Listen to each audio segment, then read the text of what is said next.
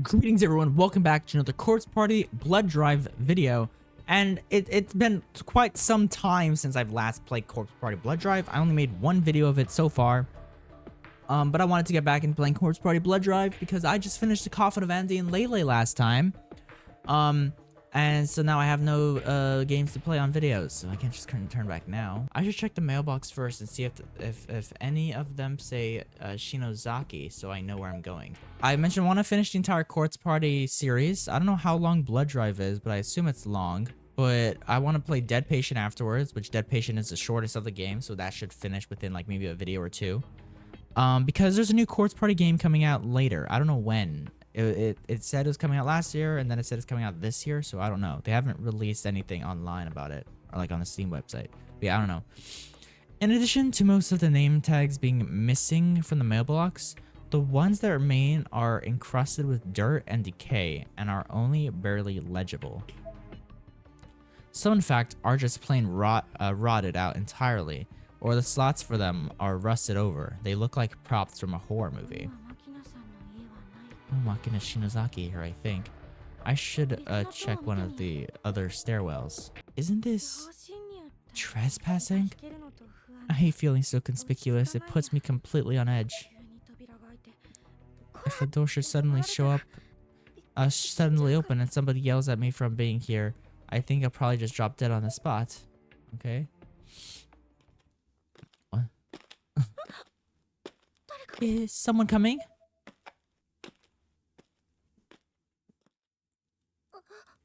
What was that? Okay. When a person gets truly startled, she's unable to move due to a combination of fear and, well, being put on the spot. It's like she's been planted on the ground. It may be human nature, but I hate not being in control of my actions. Nonetheless, there I was, a sitting duck, just waiting for someone to come down the stairs. Okay. Except no one did. This seconds ticked on, but I was pretty definitely but I was pretty definitively the only one here. What the fuck does that mean? How the fuck did you word it like that? Okay. Could have sworn I heard footsteps. What the fuck? Okay. Let's go. Hello? What? What? The mailbox was stuffed with vast quantities of tissue paper. The bottom layer of this stack had turned an unpleasant shade of brown. It may have just been from years of settling debris, but if that were the case, it shouldn't have been that dark. What's in there? I slowly unwrapped the tissue, morbidly curious as to what I might find inside. It was only then that I noticed the inside of the mailbox itself, which was stained a deep crimson. It looked a whole lot like blood. Okay, that's a dead bird. I'd unwrapped enough by then to see what was inside the tissue paper, too. It was the skeletal remains of a bird.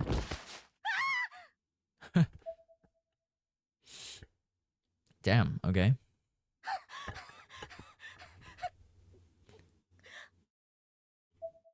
Okay, she's tweaking out. On the rusted panel of the mailbox from which I discovered this gruesome find was a name scribbled in permanent marker. Shinozaki. Okay. So the only time I've ever been like scared in a Corpse Party game was just one part where in the first game. Okay, can't go that way. It was where she was fucking, or no. It was where like there was like footsteps or something like that coming from the game, but I think I had headphones on. Or no, I didn't have headphones on. I had it like playing through my TV so I could hear it through my TV, and it kind of sounded like the sound was coming from behind me in my house. So that was kind of freaky. Yeah, let's go up. I just faded. What the fuck? What the fuck was that?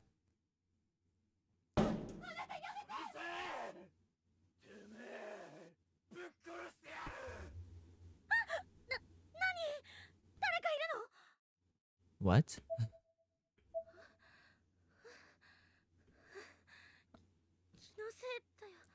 must be hearing things. Yeah, we got a flashlight. Let's go. A persistent use of your flashlight will eventually kill its battery. If this happens, you'll need to find a new battery and use it, or you'll be left in the dark. Man, what the fuck? Damn. This is giving me Persona 4 vibes. Well, just like how it looks. Just because Persona 4 is also 3D. The models aren't chibi, but like, yeah, I don't know. And it's just like the low poly look of everything, you know? I guess I'll just have to hold to it. What? Okay. Okay, F is the flashlight. But it doesn't tell me how much battery I have. The door is shut tight. Knock.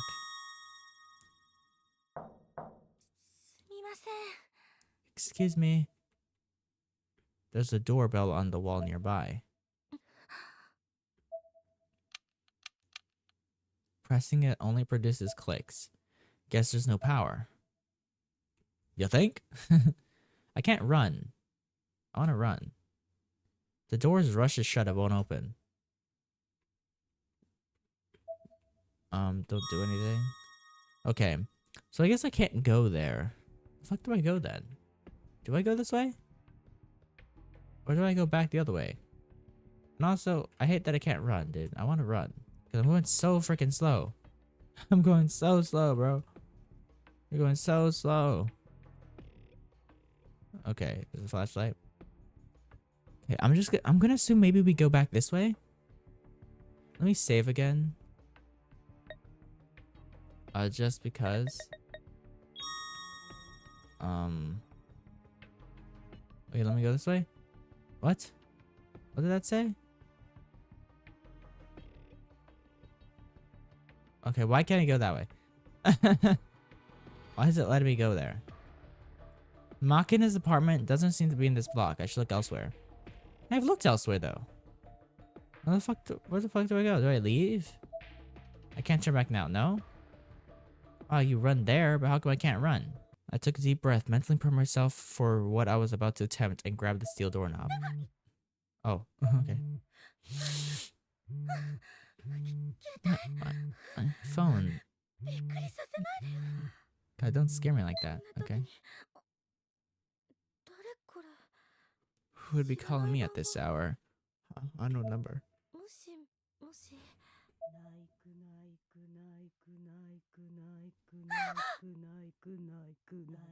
Oh.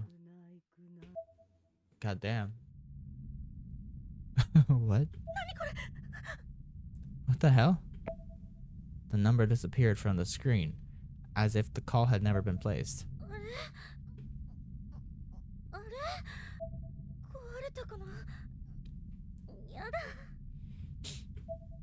Oh. Oh, what? Did this door open? Ah, it's open. Okay.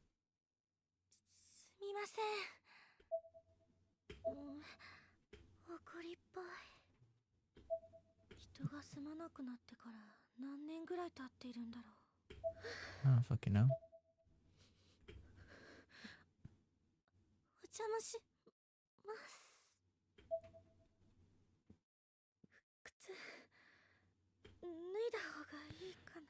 You should not. Don't take off your shoes. Bro, there's probably gonna be like nails or something here. And you okay, now damn.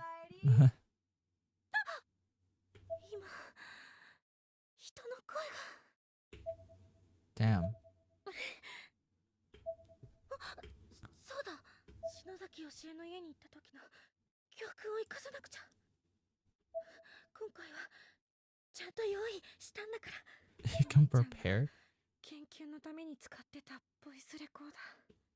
Okay.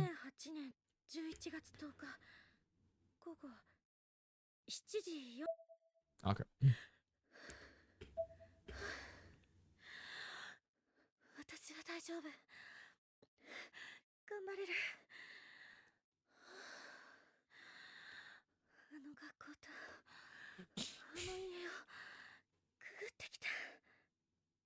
Okay. I don't remember if I played Quartz Party 1 with the voices on. Because I turned them off for Quartz Party Book of Shadows.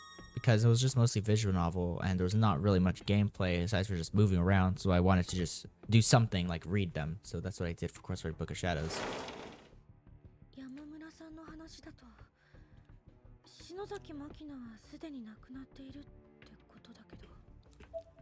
Okay.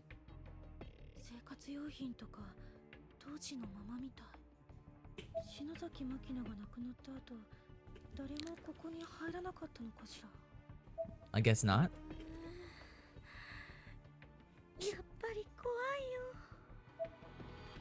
Okay. I don't know why people don't break abandoned places, bro. Just destroy the abandoned place. It's been abandoned, you know? It's just taking up space. There was a photo hanging from the freezer door. You could probably replace the abandoned place with like a Walmart or something. Though blurry and hard to make out, it seems to be a forest thick with mist, along with one additional detail that made it much worse. A noose.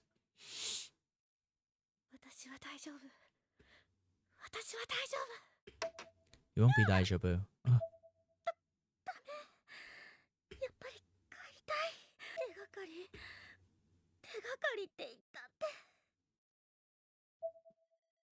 Oh no.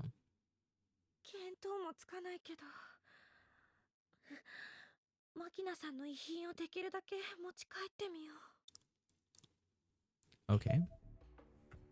Okay. So, so I don't get, I feel like as of late, I don't get scared in horror games that much. I don't really know an actual horror game I've gotten scared in. Like the past few, like horror games I've played. I feel like there's one, like I definitely got scared in Five Nights at Freddy's 4 when I got jump scared. You can find that playlist somewhere on my channel.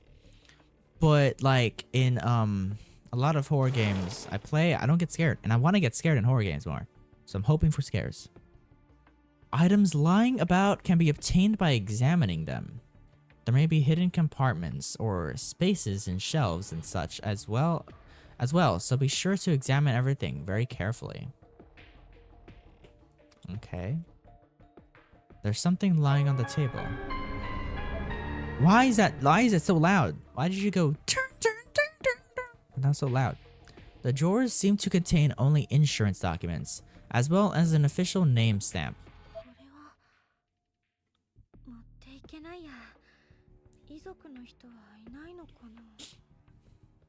I don't know.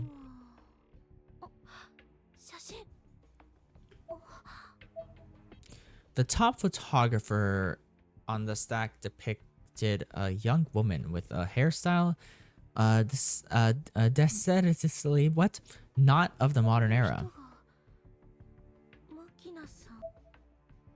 The next photograph showed a different woman smiling widely.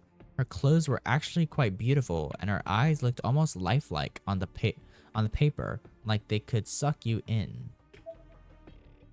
I flipped through each of the remaining pictures, seeing mostly just more of the same until... Oh goddamn! I really wish you were able to hide text, because I don't think it's possible. Like, yeah, I'm pretty sure it's not possible to hide text.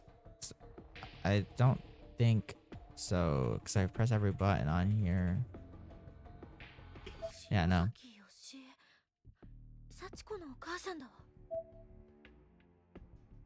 Oh crap!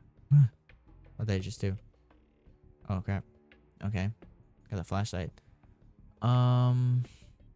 This way? No, a mirror. Yo, reflections work. I could see myself in the mirror. I look worried.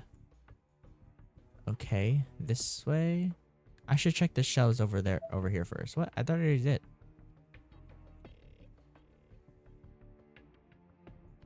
Makina, Rocky, and Yoshi. Okay, that's that right here.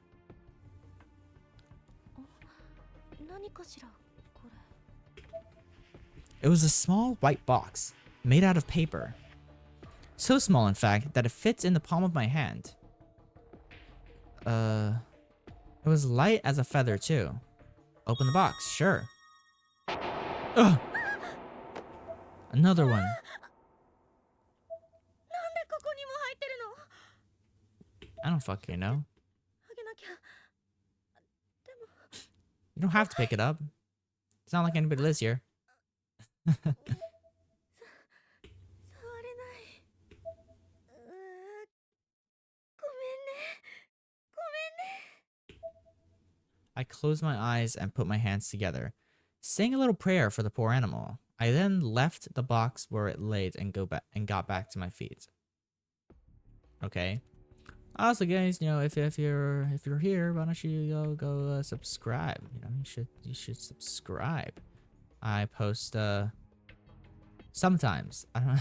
I mostly live stream now. I'm live streaming some games right now, but you should go check that out. In the middle of the room, a twin-sized futon was neatly laid out. Its top cover was convex, just as it would be if someone were sleeping beneath it. In fact, that's exactly what it looked like, almost unmistakably. And right on top of it sat a perfect cube of a box, then 10 centimeters across on all sides, and bright red like Shintaro Tori. What? Which would have been a lot more interesting if I weren't still scared out of my mind by the thought that there might have been someone under that cover this whole time. There's a corpse. I'm just walking on them. Just walking on the person.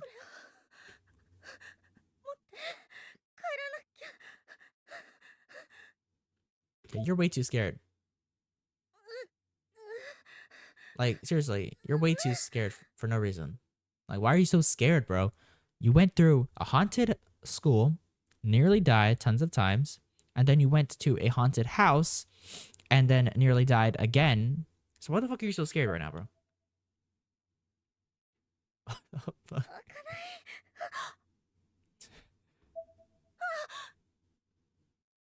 I feel like this game will just be more goofy than scary, bro.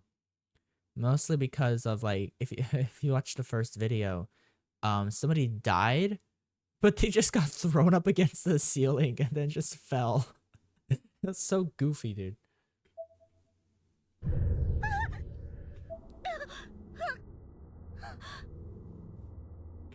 What is that?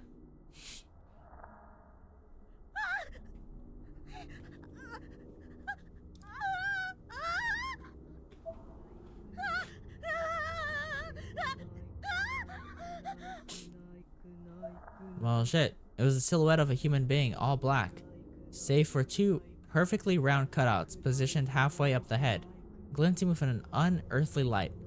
That person's not pitch black. What are you talking about? There were no signs of life, nor detail anywhere along the shadowy figure except in those eyes.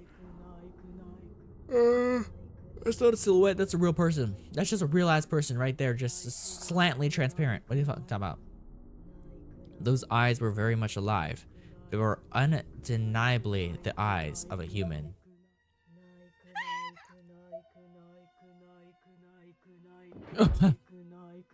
As if in response to my worst fears, I suddenly caught sight of a small girl in a black dress standing right in front of me.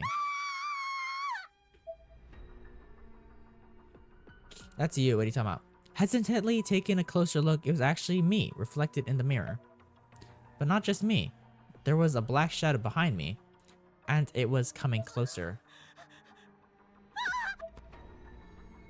I panicked and whirled around, and my light immediately went out. But we had batteries. I was completely shrouded in darkness, as if whatever I'd seen had fully enveloped me. Bro, you had batteries. Dumbass. Dumbass. I stepped on something soft and squishy. Unconsciously, I paused for a split second, pondering what it may have been. But my de facto conclusion was, I don't care. I need to get the hell out of here. What the fuck you step on soft and squishy? There was a dead bird on the floor. That's not soft and squishy. It's just bones.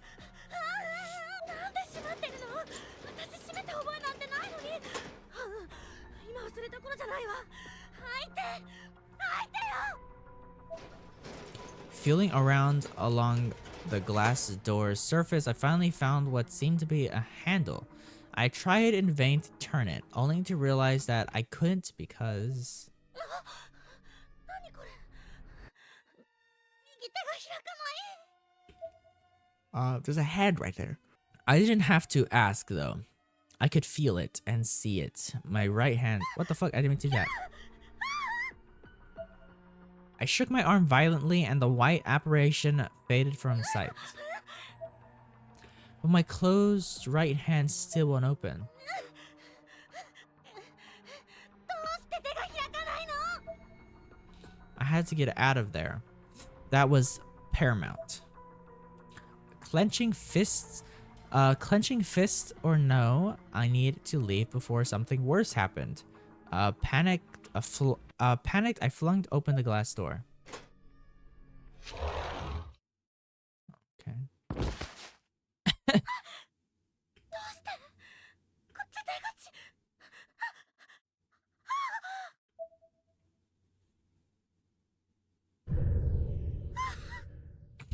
What the fuck? I fell back, completely sick to my stomach. My heart was pounding so hard and so fast. I was convinced I was going to have a heart attack and die. At the very least, I knew I was about to lose consciousness.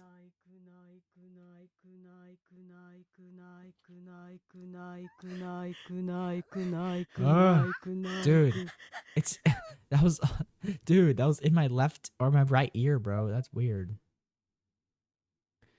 As if to confirm just how done for I was, my nose began bleeding profusely. I had no doubt at all anymore. This was the end. And we're dead. The fuck? Damn, where are you guys coming from? The hell did you guys come from? Hey, you better grab that box. Kishinuma moved my worn, limp body onto the tummy floor and carefully sat me up. Okay, hold on, let me hide my model real quick. I can't hide the text, but yeah. It's very annoying. I want to hide the text, but you know, you can't hide the text. Whatever. And I was immediately met with the worried gazes of Kishinuma, Mochida, and Nakashima. Nakashima wiped tears from her eyes. You guys. I was so relieved, so very relieved to see my friends. I started crying as well.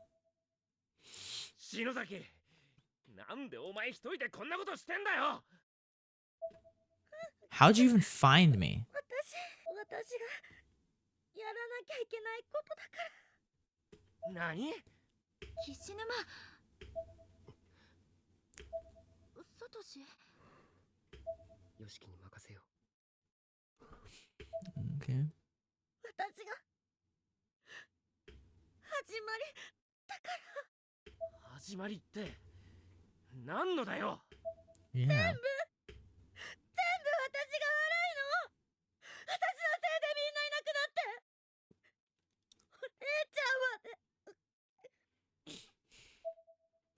I was sobbing like a baby. My face must have been a mess. My voice came out hoarse and in short bursts. 悪いって何が？私が幸せの幸子さんなんておまじない持ってきたせいだよ。全部私が悪いんだから。 Okay. まさかお前一人で全部の責任を背負い込んでんじゃないだろうな。なあ、俺たちは仲間だろ、篠崎。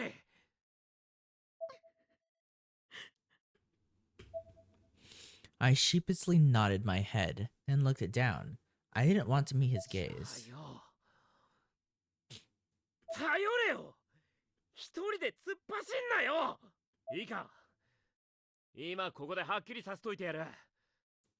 あんなもの絶対お前のせいなんかじゃねえんだよ。死ぬまく。お前は悪くない。だからそんな風に自分を責めんなよ。死ぬま。少なくともここにいるみんなそう思ってるだろう。ああ、ヨシキの言う通りだ。そうだよ委員長、もう一人で抱え込まないで。私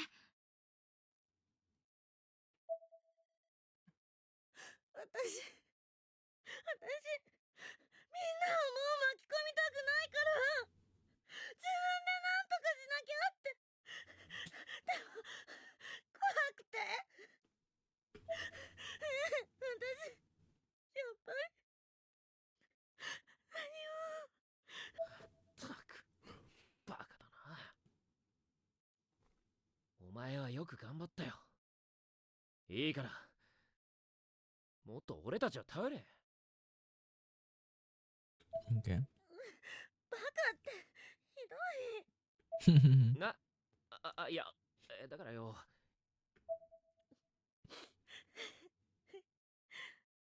ありがとう。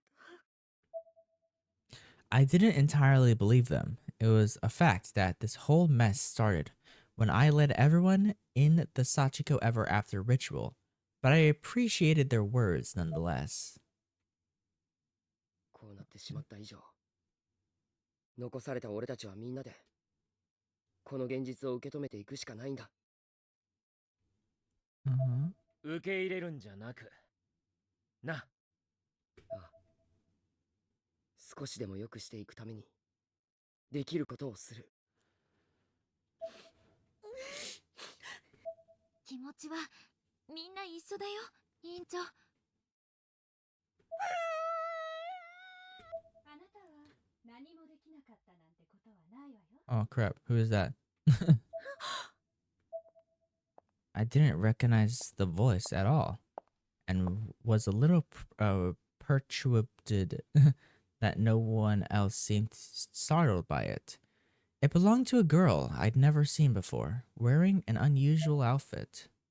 篠崎あゆみちゃんね。 Who the 無事で fuck よか are った you? わ。あなたは。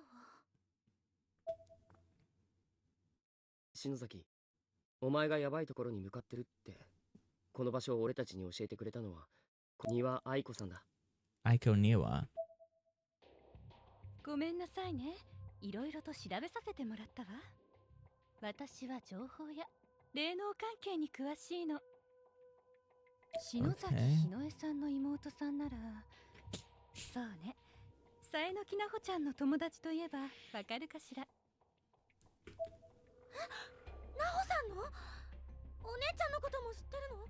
ええ、あなたのお姉さんひのえさんはこちらの世界では有名人だったわ。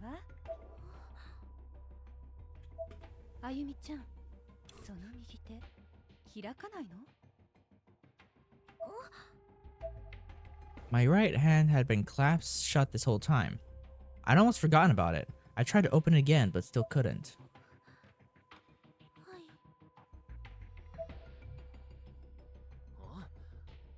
見せてみろ。 Kishinuma grabbed my hand and tried to pry my fingers open.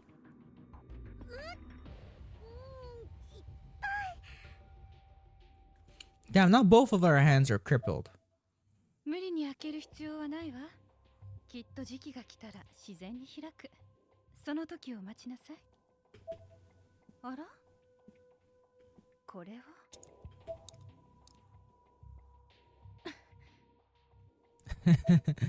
She attempted to open the box for just a moment, but her efforts proved to be in vain just as mine were. 気になる箱ね。これも開かない。なるほどね。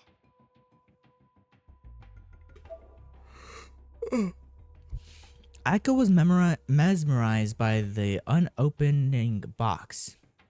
She seemed desperate to understand what force kept it sealed, almost giddy at the point unspoken prospects of what it could mean. ものすごい霊力。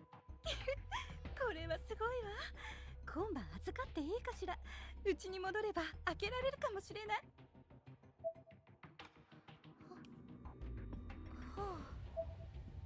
I had the feeling that this was less a request than it was a statement. She would never have taken no for an answer. まあ、今日はもう遅いから詳しい話は明日させてもらうわね。放課後会いに行くわ。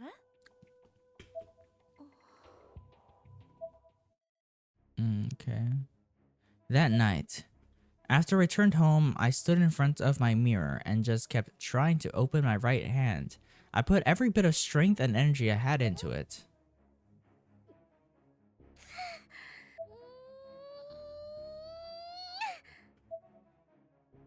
Okay.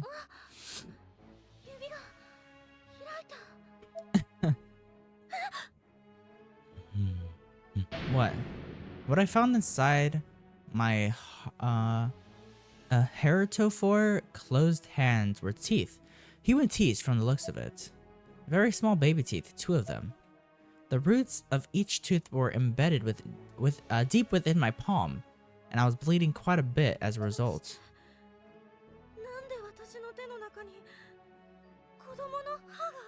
I don't fucking know.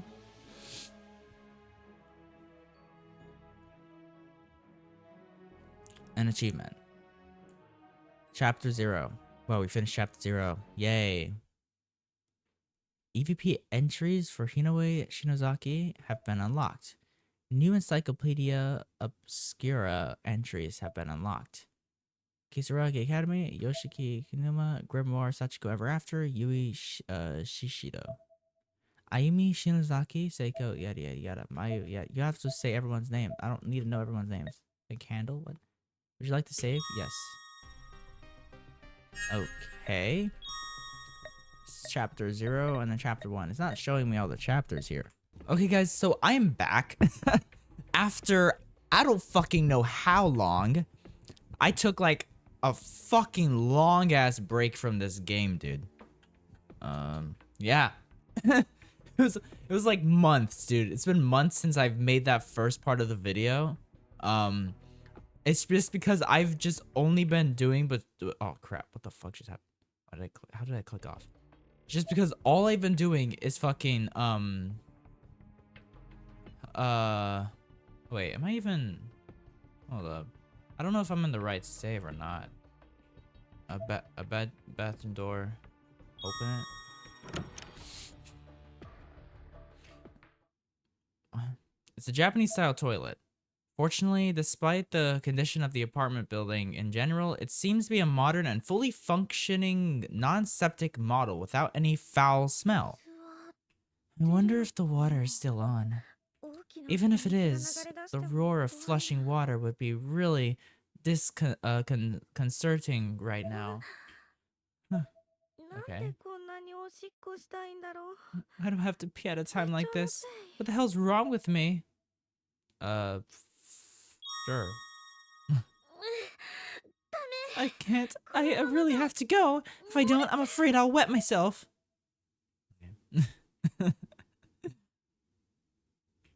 Sneaking into a deceased woman's abandoned apartment and using her bathroom.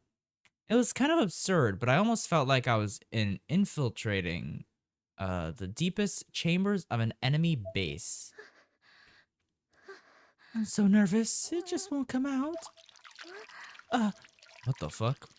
With what sounded like my own relieved voice echoing back at me from the walls. I thought I'd finally done my business, but my bladder still felt completely full. I haven't gotten anything out at all?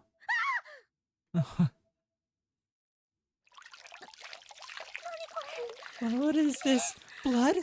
It's not dripping from the ceiling or anything. As if accompanying the loud bubbling sound, the dull squishing of a blade cutting into flesh was also faintly audible.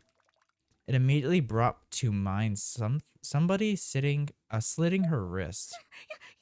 Oh no, I can't. Okay. But give me 1 second, guys. I want to check if if this is actually where I left off. I don't remember this sequence right here, but I don't know if I just missed it last time, because I thought last time we ended off with you guys would have just seen it, but for me it's been like months, so I don't remember anything. Let me see. Where is my last video? It's right here. Oh, my last one, I still had the old model, dude. Damn, okay. But like I was saying before, this video will probably be the last Quartz Party video I make, because all the rest will probably be live streams. Probably just stream the rest of the game, just because it's a lot more convenient. I'm going to be kind of wrapping up a lot of my videos that I have out currently, because I've been making like video series, but I've just been like, you're just not making videos for months. The only videos I have posted have been those compilations of my Honkai Star Rail videos and live streams. Those are the only videos I've ever posted for a while. Yeah, I'm gonna be wrapping up some stuff. My Coffin of Andy and Lele series will still get videos because because I don't know how much of the game is left. Hair in my mouth.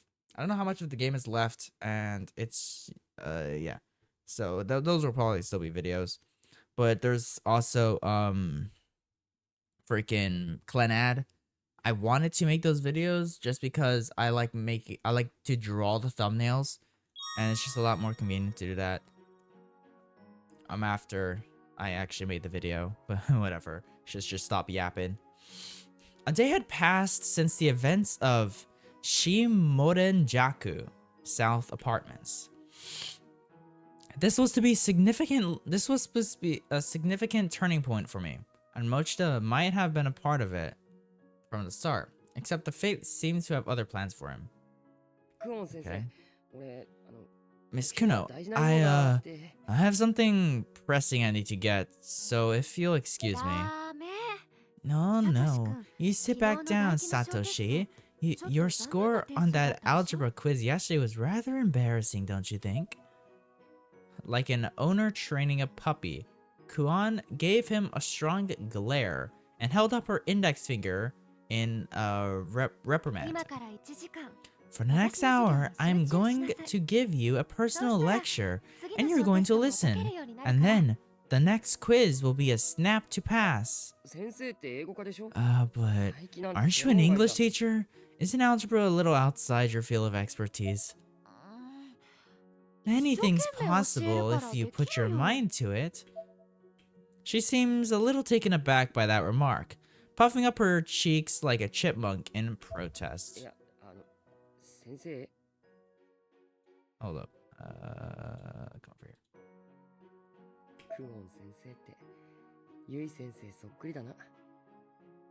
I don't know if the audio is good. I think the audio should be fine, right? Hopefully it's not overpowering my voice. It's startling how alike she and Miss Yui are. Looking both bemused and guilty, Mochida tried to get up and leave his seat in one swift motion, but he was quickly and easily caught, lifted up, and forcefully sat back down. Miss Kuan was smiling. She was actually enjoying this. What am I dealing with here? Miss Kuan was only the slightest bit taller than Mochida. This did make her taller than the average, but her arms were small and frail. There seems to be no way she could possibly have lifted someone of his build. This whole situation was rather bewildering for him, and he made no attempt to hide his confusion. Now, let's begin, shall we? Yes, ma'am.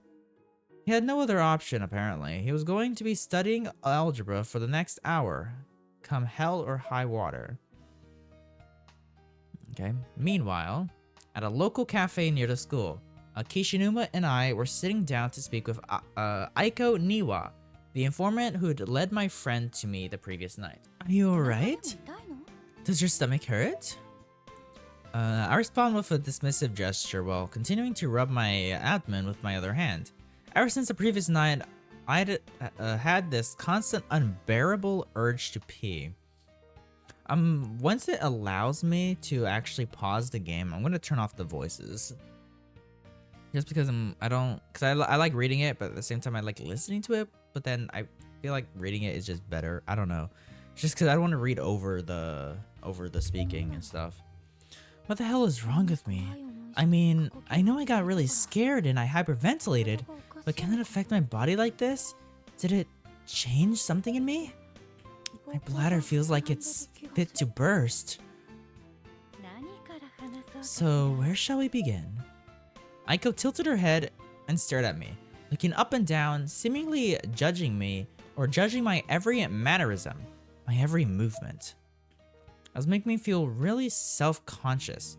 I converted my abdomen with both hands as if guarding it from her gaze. Thank you very much for your help yesterday. Think nothing of it. I only regret that your friend couldn't get to you sooner.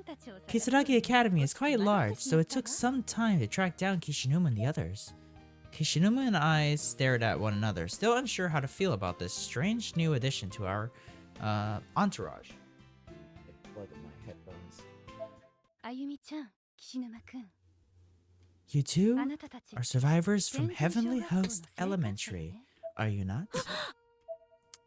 We'd pledged never to discuss Heavenly Host with anyone else, which we'd always assumed would be an easy promise to keep. But now, casually and out of the blue, here we were. Why? How do you know about that? Well, you've been touched by the ever after. When people come into contact with beyond, the color of their auras change to something otherworldly. Something I can see. Both Kishinuma and I were speechless. I just sat there staring at my palm, subconsciously trying to see my aura. I guess Aiko is smiling at us triumphantly. You said you were an intelligence agent, was it? For the supernatural?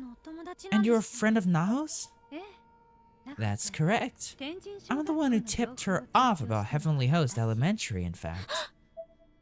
The true source of the deaths and subsequent erasures that had turned our lives into a living nightmare was the Sachiko Ever After ritual, posted on Naho's occult blog. I've been a fan of Naho's for quite some time, so when I saw that, I knew I had to try it out with my friends from Class 2-9. And as a result, half of those friends were now gone. I suppose you're aware that Naho was involved in supernatural investigations on behalf of one Mr. Kibiki, no? I am. And I know she hasn't been seen since posting information on Sachiko Ever After. Well, my business is of a similar nature. I gather data from spiritual hotspots and other supernatural locales, and sell that data to my clients for a fair profit. Okay, how is Naho still remembered, bro? She fucking died in the other world. Not always money, mind you. Sometimes I'll do my dirty work in exchange for a particular spirit item that perks my interest. It all depends on whom I'm dealing with. It's entirely give and take. They want my information, and I want their cash. Or their artifacts. Physically, Aiko was very attractive. One could call me an information dealer, but I prefer intelligence agent. And Naho was a good customer. My info on Heavenly Hosts proved to be her last purchase, however. And at the time, Naho was single-mindedly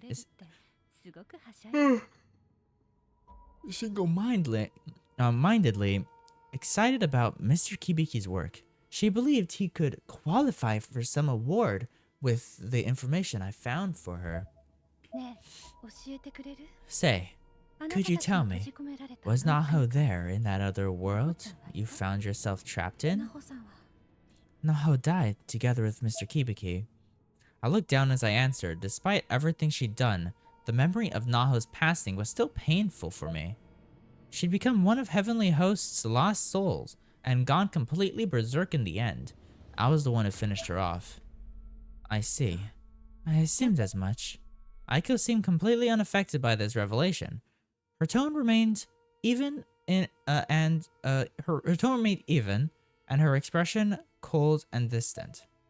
Honestly, I'd had about enough of her by this point. She was so devoted to empathy, it was almost offensive. I was genuinely starting to get pissed off. Okay.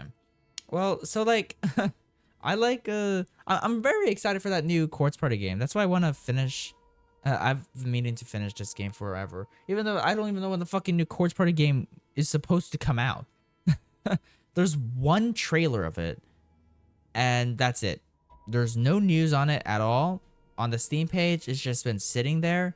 It was supposed to come out last year, and then it was like postponed to this year. But then like, I don't even fucking know, because they haven't announced anything on the new Quartz Party game. And I just want to get back into doing stuff like, because the first Quartz Party game, probably my favorite out of the series so far.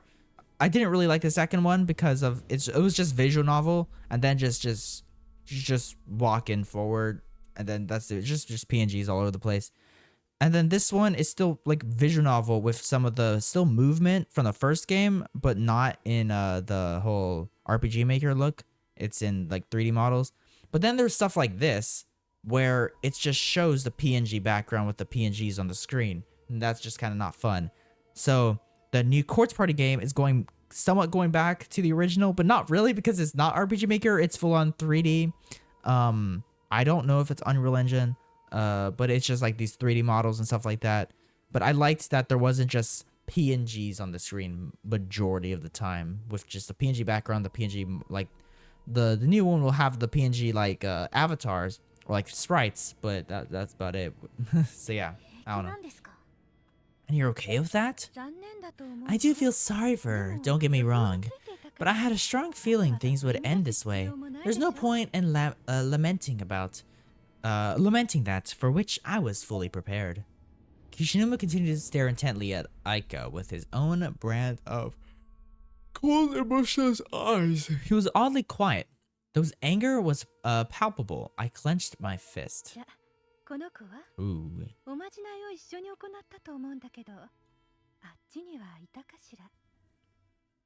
What about this girl? I believe she performed the ritual alongside Naho. Did you see her there as well? Her. Aiko showed us a photo of a girl named Sayaka Oe. No, I can't say I've ever met her. I see. Aiko's expression was so unfaltering, you could carve it in stone. I couldn't take it anymore. I had to say something. If you're calling Naho your customer, oh fuck!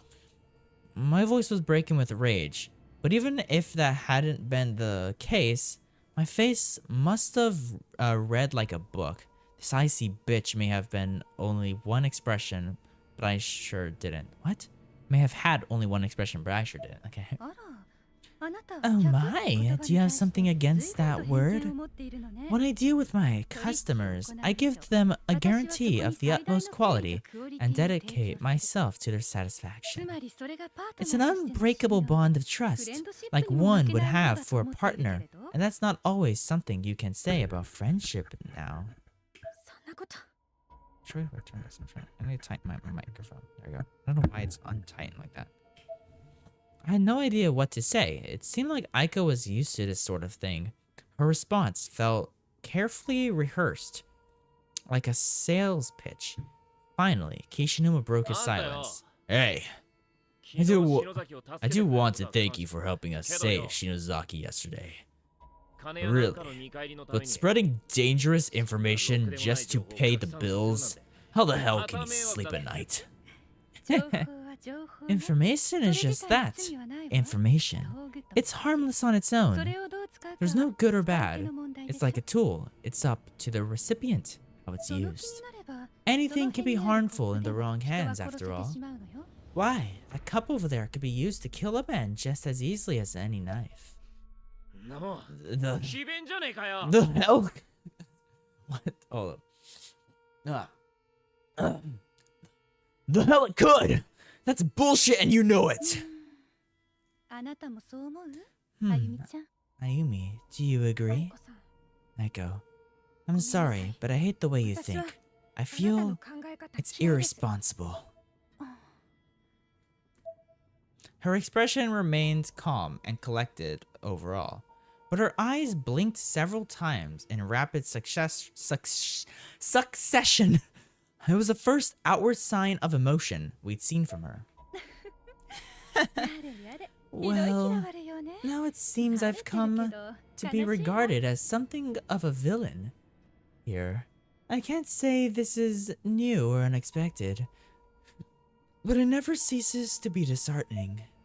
Aiko quickly shrugged off her sudden outburst and was back to her usual icy stuff. Or icy self. Doesn't matter now, anyway. We destroyed Heavenly Host. It's gone. An awkward tension filled the room, or at least our table. 本題に入りましょうか。 Let's get down to business then. 私があなたたちに There's a 近づ reason い I た sought you 伝えたい out. ことについて Something I wanted to discuss with you. Aiko produced a thick, bound file folder from the light blue bag she'd brought with her. She opened it to reveal several documents of a questionable nature. Among them were what looked to be a family tree, as well as numerous pages featuring black magic, symbology, or images that looked like tree branches.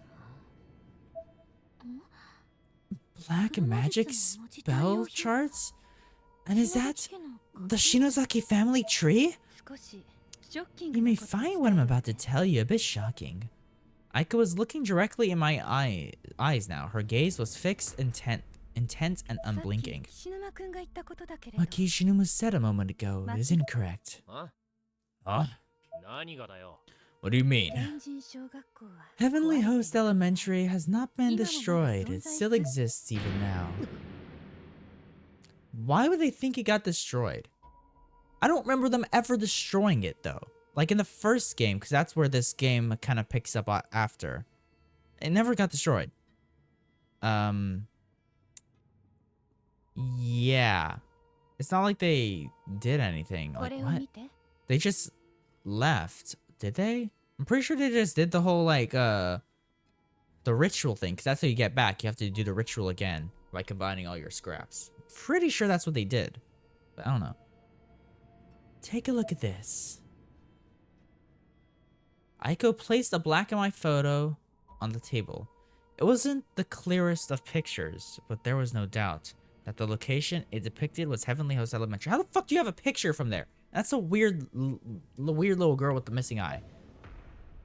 In the picture, a small girl could be seen standing in one of those all too familiar hallways, holding a hatchet in her right hand. 天神小学校 It's Heavenly Host! Oh, where'd this come from? パリ We have confirmation これは then. 私が念写 It's したもの a thoughtograph 力が I've 足りなくて taken. 少し不鮮明 I さ didn't があ have る the けれど power to produce a 今 clear 現在 image, のあの but this is the current state within 天神小学 Heavenly Host. How the fuck did you get a どういうことなん picture? ですか I don't understand. What am I looking at? I can't even describe what was going on. My head at that moment, it felt what fuck. Oh fuck. I can't even describe what was going on, what was going through my head at that moment. I felt like I was going to burst. Aiko, however, remained calm as ever while recounting her stories. 順を追って説明するわね Let's start at the beginning 昨日 first. の例の赤 The い red 箱 box from yesterday. 開ける After some time, I was able to open it, and I この found レール these が出てきたの spirit items contained within. The box I'd found in Makina's futon.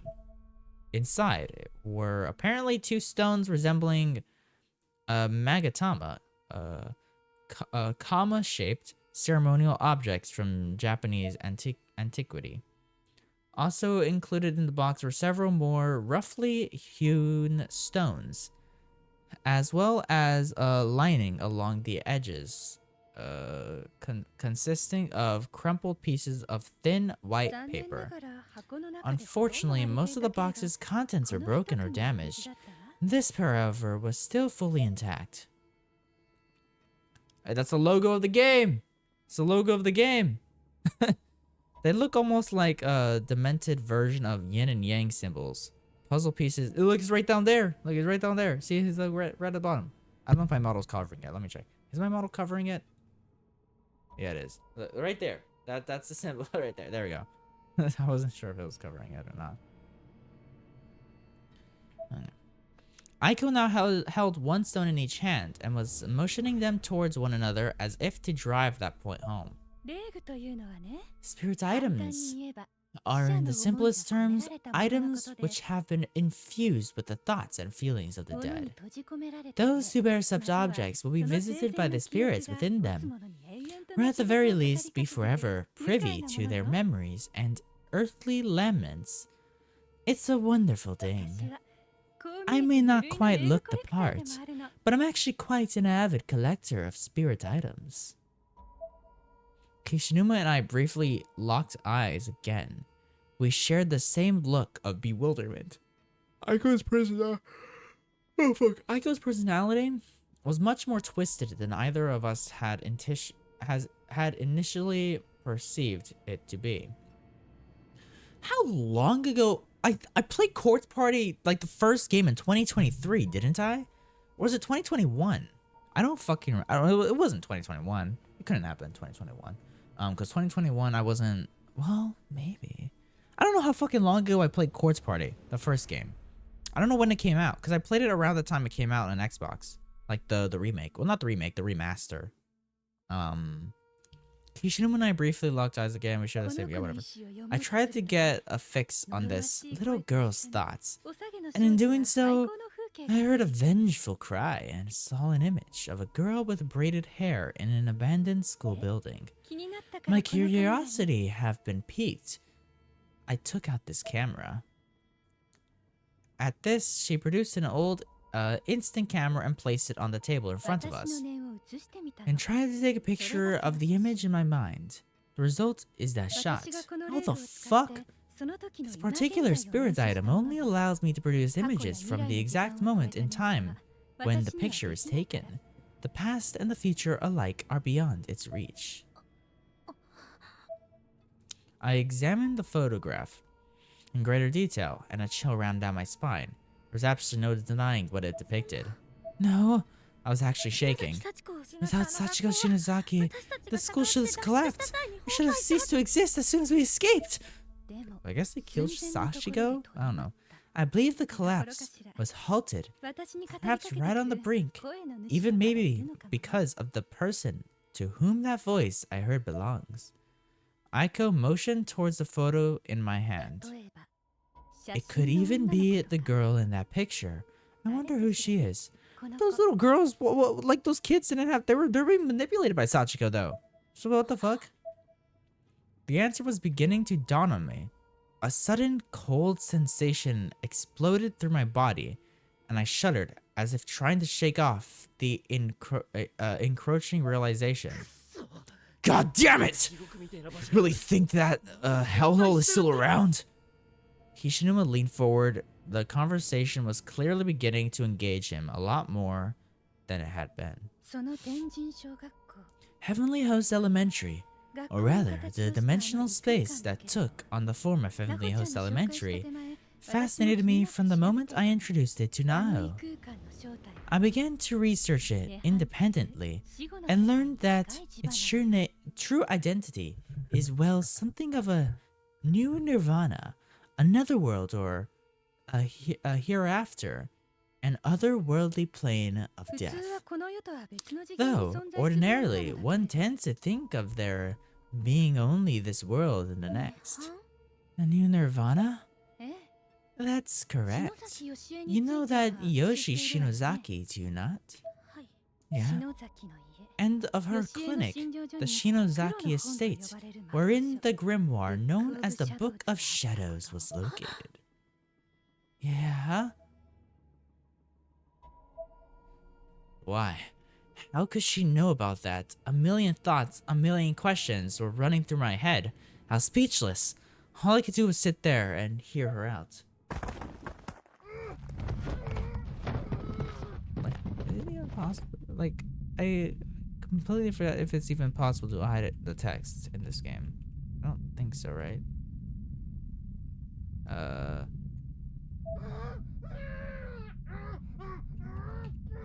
Why are you going her? Why are you doing that, huh? Yeah, no, it doesn't look like any of these buttons are hiding the text. That one was a little more forceful, accompanied by a thrashing. It caused the nearby table light to fall over and roll along the ground.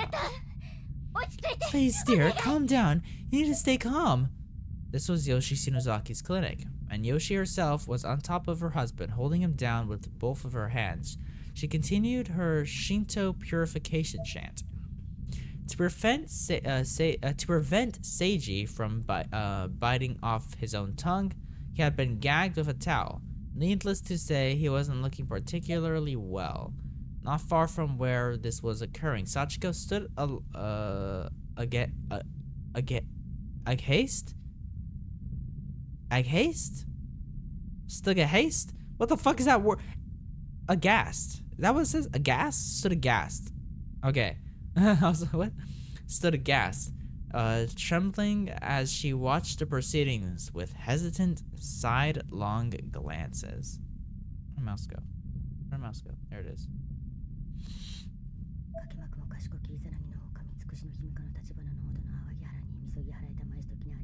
What? Izanagi no Okami, who visits the underworld and beholds our foul spirits, and guide us to the cleansing waters of the Tachibana on the Oro no Ahagihara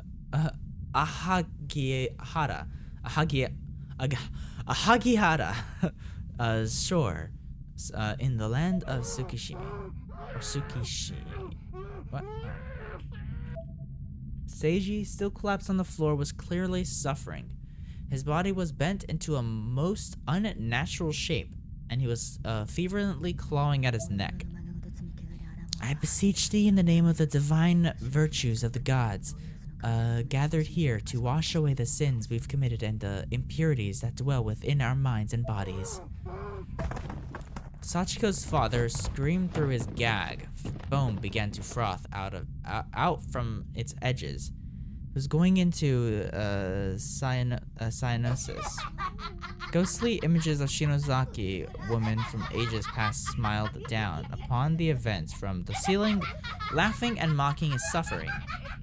Worse still, some of the women had traditionally blackened teeth, giving their smiles an unintentionally sinister edge.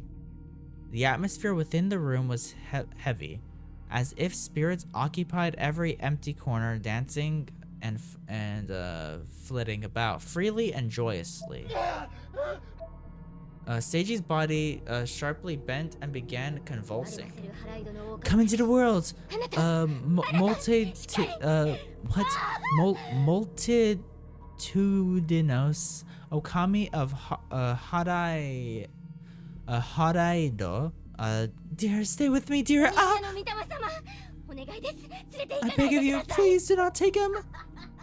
Her great-grandmother, Seira, the head of the Shinozaki family, was among the black-teeth women, laughing joyously at Seiji's suffering.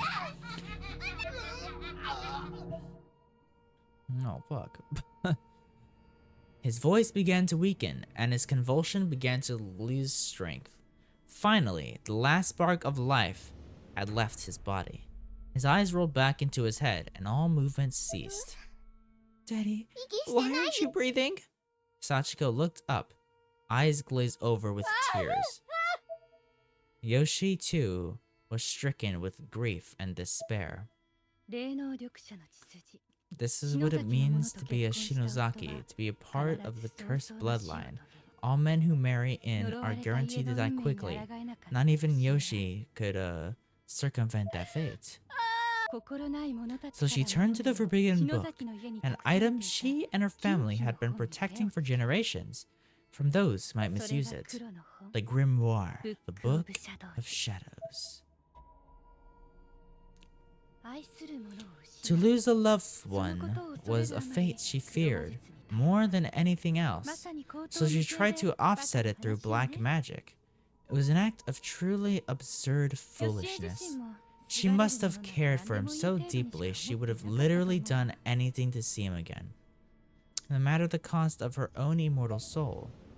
Aiko stared deeply into my eyes, seemingly fishing for a reaction to her tale. But then, what happened next was almost beyond belief. I continued listening, unknowingly stroking the wound on my thigh as unpleasant memories from my own foolish run-ins with black magic resurfaced. The Shinozaki blood that flowed through Yoshi's veins was more powerful than anyone could have known. His energy spawned something much different from what Yoshi intended. By which, of course, I mean... I instantly knew what she was going to say. From the book, she created a new nirvana. There, one could coexist with the dead for all eternity. It was a new dimension cut from the netherworld itself, forcefully born unto the world of the living. God damn. Yoshi must have lost half her sanity right there. She tried to leave her only child, Sachiko, in the real world, while living with her husband's soul in the new Nirvana. However, this Nirvana had a mind of its own. Yoshi couldn't possibly control it. Shinozaki or no? I knew that all too well. Just like Yoshi, I'd experienced my own tragic failure with black magic at the Shinozaki clinic. Black magic has its own blowbacks of sorts. Her husband's soul was split apart and scattered in all directions, and Yoshi's life, too, was on the verge of being snuffed out. She knew she'd made a mistake. She deeply regretted it, and as she took what she could have only assumed to be her dying breath, her sole daughter, Sachiko, in possession of a nearly limitless spiritual potential, absorbed the entirety of this new Nirvana into her body. Oh man. The poor girl collapsed on the floor, violently thrashing about as the weight of an entire dimension crushed her from the inside. This action had saved her mother's life, certainly, but death would have surely been preferable. Picking herself up, Yoshi rushed to her daughter's side in tears. Man, fuck you, Sachiko. I don't give a fuck about you. Both parents and child were bawling. Pain mixing with relief, mixing with pain again. The little girl buried her face into Yoshi's bosom and just cried and cried. Yoshi grasped her tightly in both arms, tears streaming down her face uncontrollably. By this point, Sachiko's body had begun producing a dark blue aura. Sorry, Sachi. I'm sorry.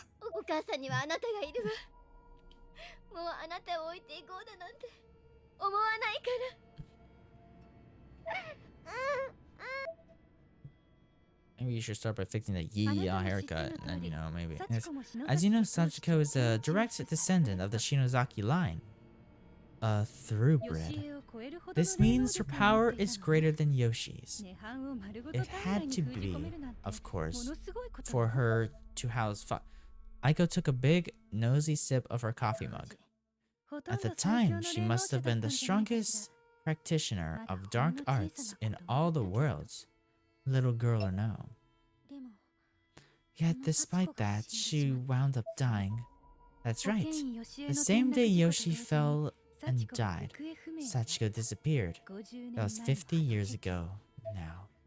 Man, you old as fuck! They were both killed by the principal. Just as I expected, the principal's heinous actions are to blame.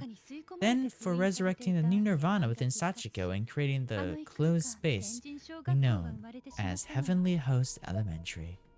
It's probably because the school was the site of Sachiko's violent demise that her Nirvana took on its form.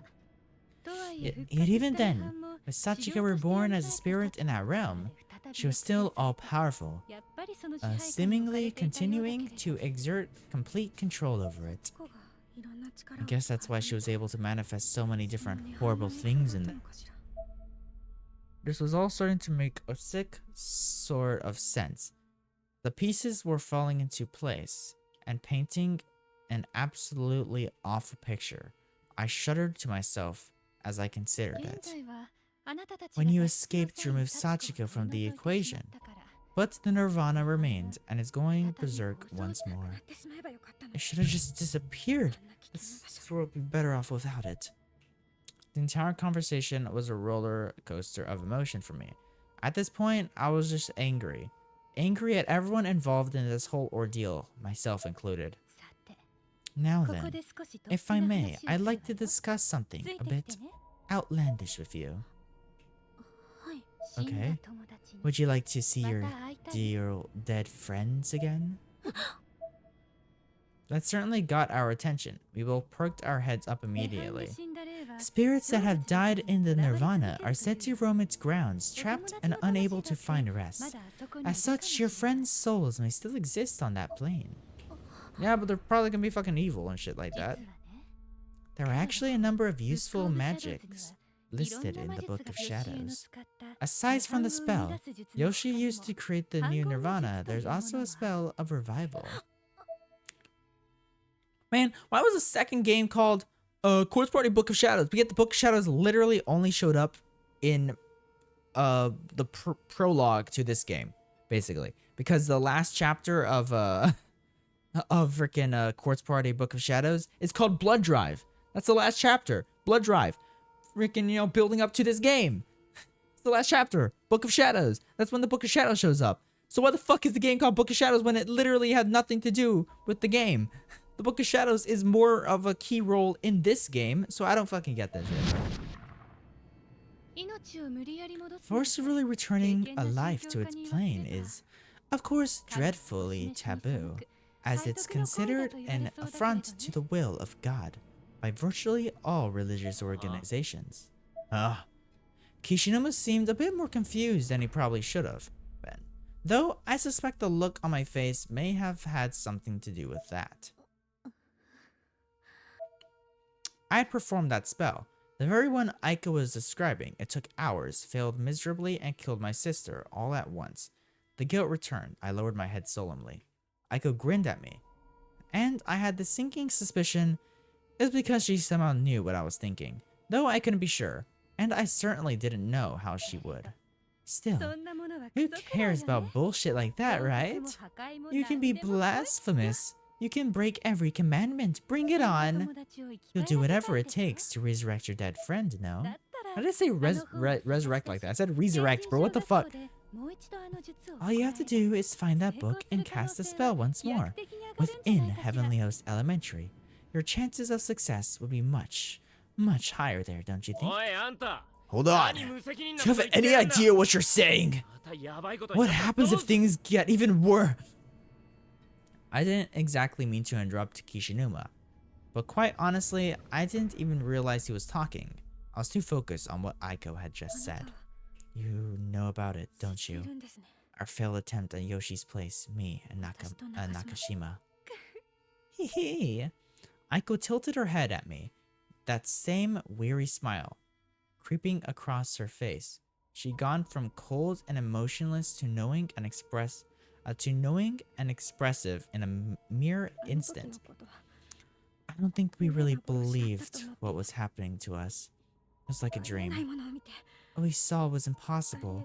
What we experienced was impossible. I thought I was going insane. It shouldn't have been possible. We shouldn't have done it.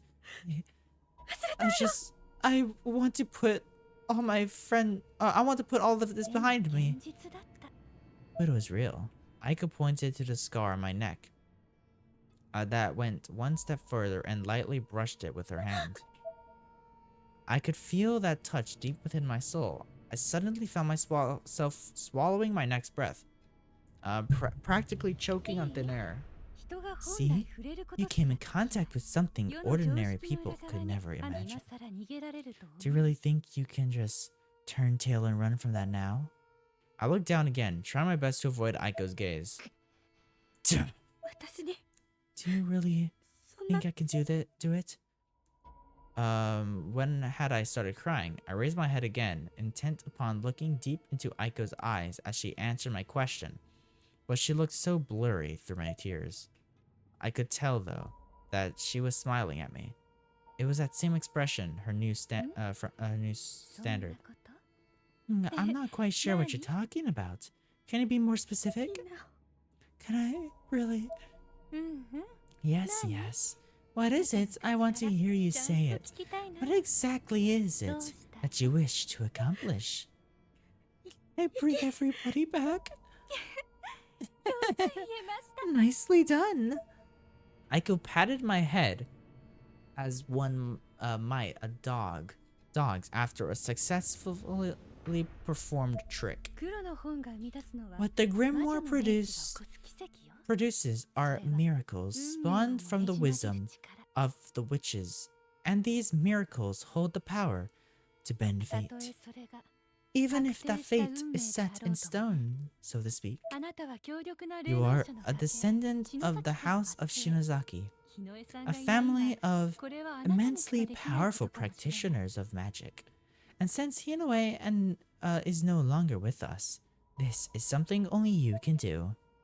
My confidence was being bolstered by the minute. Though, in retrospect, this was likely Aiko's aim.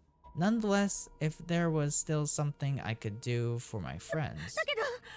But wait, I don't even know where the Book of Shadows is anymore. Plus, you're no longer able to travel to Heavenly Hosts by way of Sachiko in the Ever After ritual.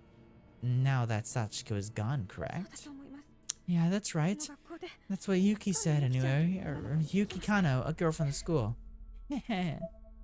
Aiko once again placed the bluish-white Magatama stones from the box in either hand, this time fitting them together, though not quite the way they were supposed to interlock.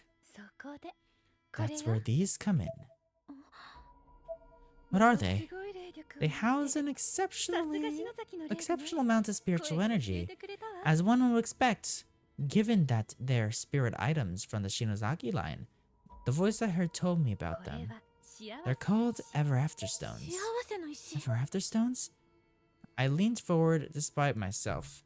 The name sent a shiver down my spine, but now that I'd heard it, I had to know more. These two are one. I fit them together like puzzle pieces and chant Nirvana.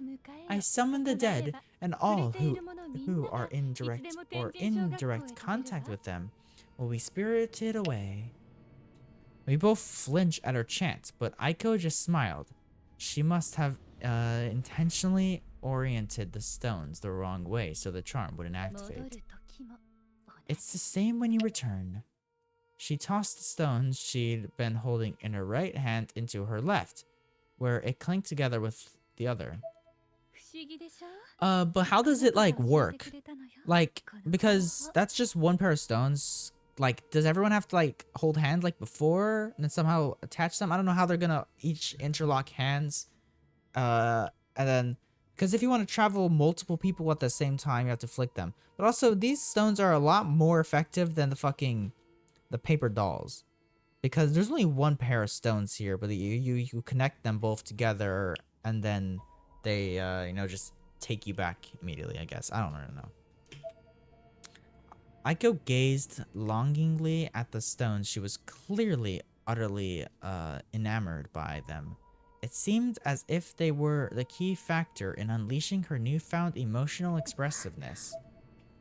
My focus was elsewhere. Without a doubt, the items Aiko now held in her left hand were extraordinarily dangerous. Possibly the most dangerous, horrific objects in the entire world. However, while Aiko was oogling them with her left hand, her right was feeling around for something in her breast pocket. She slowly removed it, producing an old black and white photograph. When had she taken that? It was the same photograph I seen at Makina Shinozaki's house the previous night. It depicted a young Yoshi alongside her mother and Makina. When Yoshi was in her teens, she adored her aunt Makina and would often go over to her place for a visit. The Shinozaki family, world famous for their spiritual abilities, and this was when it all started. The surviving elder of the Yagoda Society felt it was too dangerous to leave these items with the Marutubas. So he came here intending to steal the Book of Shadows away from them. But he felt it would be even more dangerous for the book and stones to remain together. So while he gave the book to Yoshi for safekeeping, he gave the stones to Makina. Yagoda Society Marutubas, I'd never heard these terms before at all. And then there was that damned Book of Shadows again. Why did that have to keep coming up? Because it's important? You removed Sachiko Shinozaki from the school. And doing so, you created the perfect storm of opportunity. Two-way travel and to and from that dimension is now possible. It's no longer a one-way trip, a new spiritual hotspot. Something not of this world has been born. She thrust the ever-after stones toward me triumphantly and continued to make her pitch, growing more excitedly by the second. I was legitimately speechless. What could I say? Don't you see? That place is a gold mine. People can no longer claim the world of spirits is fake. Or that spiritual investigators like myself are lying. It's all different now. Occult research can be legitimatized. I'm even considering bringing people to the cursed dimension on tour if I can. To make a little extra cash, bro. What the fuck, bro? Just taking people on tour there. Yeah, and here's the murderous child. Yeah, she'll kill you. Don't get too close. Well, she'll kill you either way, so it doesn't matter. Kishinuma and I both react to this preposterous suggestion. With a start, she couldn't possibly be serious, could she? I've dealt the proxy doll data from Naho's blog, so no one will be able to jump that way anymore. Only I possess the means to enter that place now. What could she possibly have been thinking? I wanted to stop her at once. I wanted to take those stones and break them right there, on the spot, before anyone else got hurt. But when I began conducting these tours, however, I want to make customers' safety my top priority. And you seek your friend's spirits, do you not? Well, reinvestigating that dimension could help you reach that goal. Our destination are the same, Ayumi. Aiko leaned in as she spoke. Her breath scented with the sugary sweetness of the extravagant dessert we'd been eating. Tickled my nose. So what do you say? Let's go back to Heavenly Host Elementary together. One more time, shall we? I wonder who's gonna die. People have to die, bro. It can't be a course party game without people dying, bro. They're gonna fail somehow, and then a lot of people are gonna die. I really wanted to conduct tours using the paper dolls, but missed my chance. Now, though, I have these lovely stones. I feel like this must be fate, and I can make a business of it.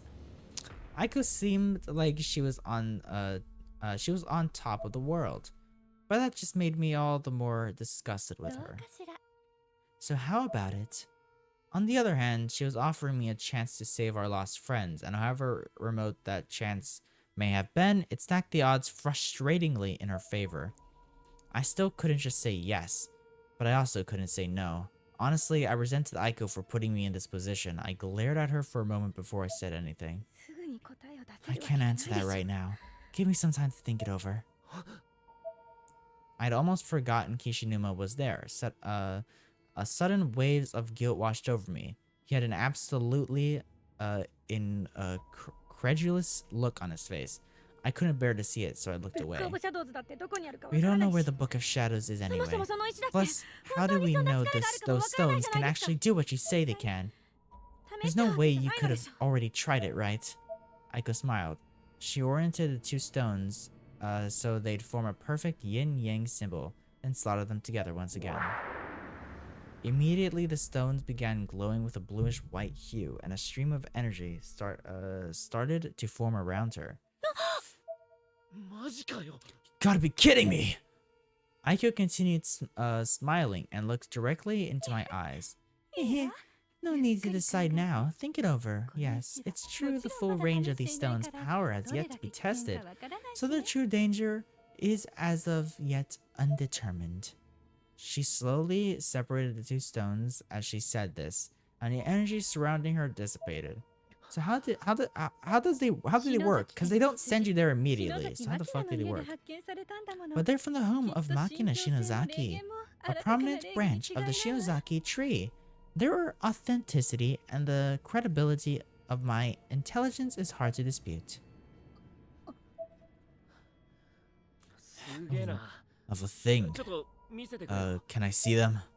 Kishinuma didn't wait for an answer. He grabbed the Ever After stones from Aiko's hands and began examining them carefully. Ours believe this is what was in that box. You weren't planning on keeping these stones all to yourself, were you? Aiko seemed taken aback by the question. Way to go, Kishinuma. You managed to catch her off guard.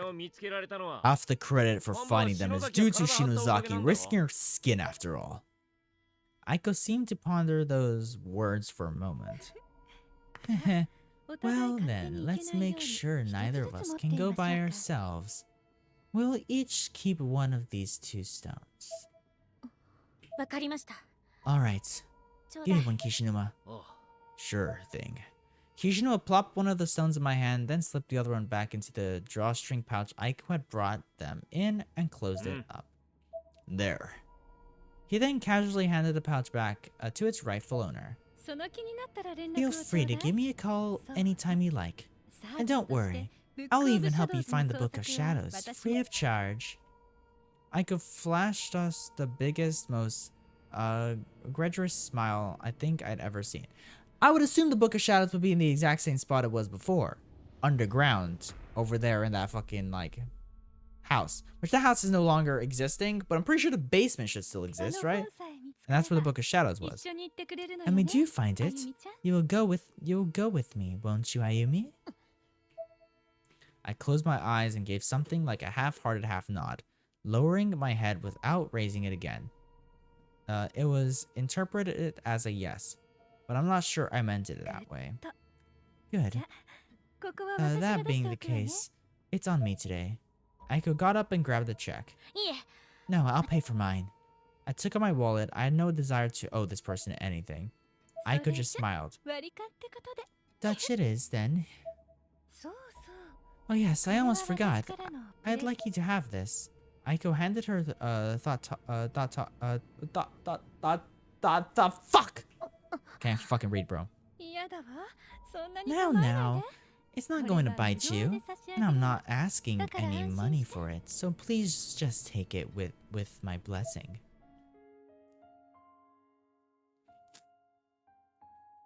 I despise her.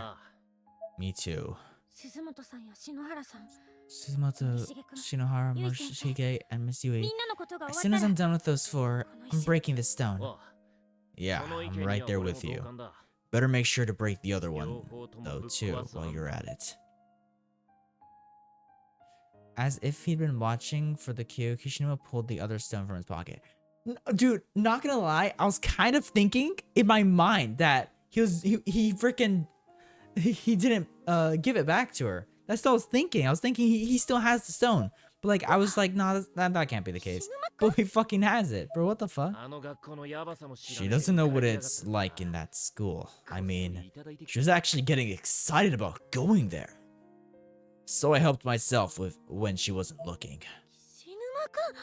It's amazing. You're terrible. Hey, serious business call. Serious businesses call for serious action. Though, Shinozaki, I don't know how to say this exactly, but about the whole resurrection thing. The whole situation with Suzumoto and the others should probably just be left alone, don't you think? You've gone through so much already, and I've come really close to dying, and I don't think any of them, not Suzumoto, Miss Yui, Shinohara, or Miss Morishige, would want that. But that might not be true. Damn. Shinozaki, just stop it! Do you know how much Satoshi and Nakashima have been worrying about you? I'm sorry, but Kishinuma, please, you have to understand. I just need a little more. I need you to humor me for just a little bit longer, okay? Please, just let me do this.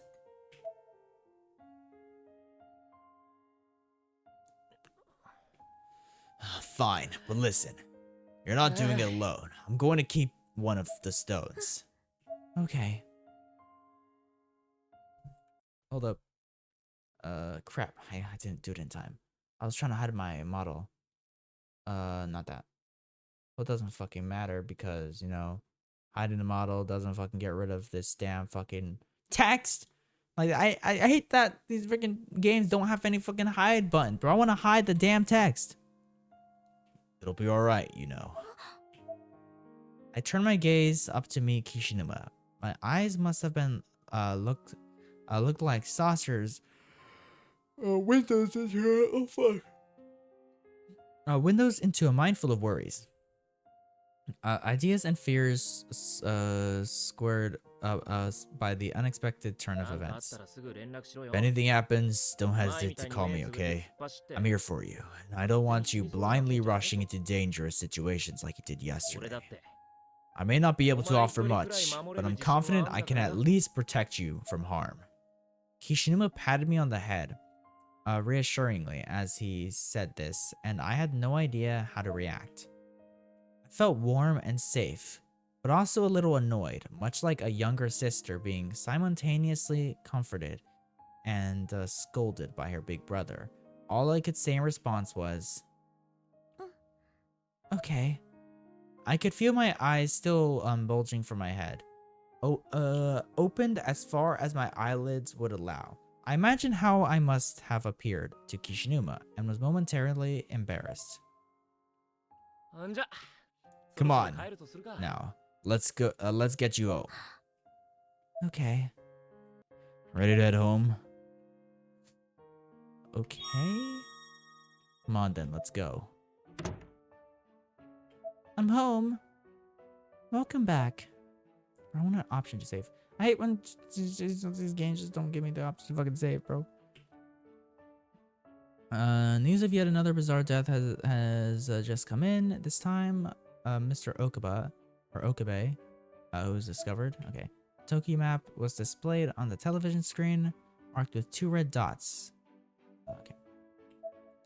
Dinner will still be a while yet. Maybe you should take your bath first, Ayumi. Okay. Without thinking, I left the socks I just removed from my feet on the living room floor and began walking towards the bathroom. Hey, socks! Ah! Bruh. This was a bad habit of mine, so ingrained within me that it had almost become ritual. Mom did well to have caught it so quickly. I grabbed my socks and left the room. Okay. Can I really bring them all back? If I use the Book of Shadows inside Heavenly Host this time, it just might work. I set my bag down in my room quickly and automatically grabbed my sweatpants and spats and made a beeline for the bathroom. Okay. When I got there, I threw my socks into the hamper with purpose. I began peeling off my school uniform. As I observed myself in the mirror, I began to murmur. Blowback. If I'm not careful, the same thing could happen again. Those burn marks on my neck and arms were eternal reminders of what I'd been through at the Shinozaki estate. I could clearly remember the agony I went through as they'd formed. I remember watching them sear into my flesh out of thin air, blood squirting from them as if I'd been knifed. I only survived because Hinoe sacrificed herself in my place. I have to do this. I tried to force self-confidence into my expression when it wouldn't come. I slapped my cheek hard. It was in me somewhere. I just needed to be yanked out into the open. You have to do your best, damn it. Like, bro, just let me fucking save the game. I'm not trying to watch Ayumi bathe for the second time. I lowered my head into the water ever so slightly, blowing bubbles in the water with my mouth. The pros and cons of returning to Heavenly Hosts were racing through my head. This is the power of challenge. This is the power to challenge fate itself, to rewrite it, and I'm a Shinozaki, so this is something only I can do. I have to show everyone that I can bring them back. If only I knew where to find the Book of Shadows. I need to get my hands on it again. What the fuck are you doing here again? Why the fuck are you here? You're seriously gonna look for the Book of Shadows? Your lack of sense never ceases to amaze me. This was just about the last thing I expected. I couldn't help but scream. It was the same boy who'd found his way into my room last time, wearing the exact same clothes. He spoke to me without once turning his head to look in my direction. So, you're about to the... So, you know about the Nirvana now. You finally piece it all together and realize what you have to do. He smiled, still facing away from me. It was a confident yet sinister grin. Why and how? Hiding one's present... Fuck. As for why I'm here, it's to remind you. Remind you of who you are and what you have to do. Your bloodline carries with it a certain responsibility after all. You... Pervert, stalker, molester, I'm calling the cops! My face had to have been as red as fire by this point. Now shut the fuck up, titless! Who are you calling a pervert? When you got the body of a grade skiller, ain't nobody gonna want to see a washboard like that. What? My head felt like it now houses all the blood from my entire body. I imagined myself white as a sheet below the neck and flashing red above it, on the verge of a megaton explosion. Just listen up. The Book of Shadows is back in the Nirvana. It happened when you messed up at the Shinozaki estate. Here. He handed me the photograph from Aiko. When did you... What are you trying to pull? Just look at you, blind bitch. Here, right the fuck here.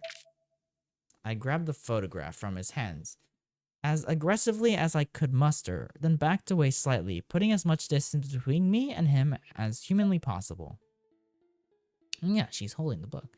It was definitely the same picture of the little girl holding the hatchet and that Aiko had shown us earlier, but I now noticed that she was holding something in her other hand too. It was a hard-bound book, though the size of a typical desk dictionary, and though I could barely make it out, there was a certain aura to it. It looked so awful, a lot like a face. God, it is! If you want to use its power, you gotta go back to the Nirvana. Or should I say, back to Heavenly Host. Jump over there and get the book, and then maybe, just maybe, you can make your wish come true. He stuck out his hand and pointed directly at my face, then slowly lowered it towards my abdomen. He was now inexplicably pointing at my lower body, but as soon as I started to get self-conscious, he flipped his hand over and opened it, exposing his palm. There was another piece of 10-yen gum cup there, the same kind as before. I'm not sure why I took it, but I did without ever thinking. As soon as the exchange was made, he immediately turned towards the bathroom window, apparently preparing to make his escape. Who are you and why me? My question seemed to stop him in his tracks. Aren't you going to explain all this? I wasn't about to drop my guard, especially given the obvious advantage that this boy had over me. But he didn't seem like he had come to attack me or anything. Rather, it was almost like he was trying to lead me somewhere to show me the way. I can't answer that just yet. He turned his head towards me just enough that I could catch a brief glimpse of the eyes beyond his hood. They were ice blue in color, but gentle and sincere. He smiled once more as he leapt out the bathroom window. I was kind of dumbfounded. I had no idea how to process what had just happened. What's wrong, Amy? Are you okay?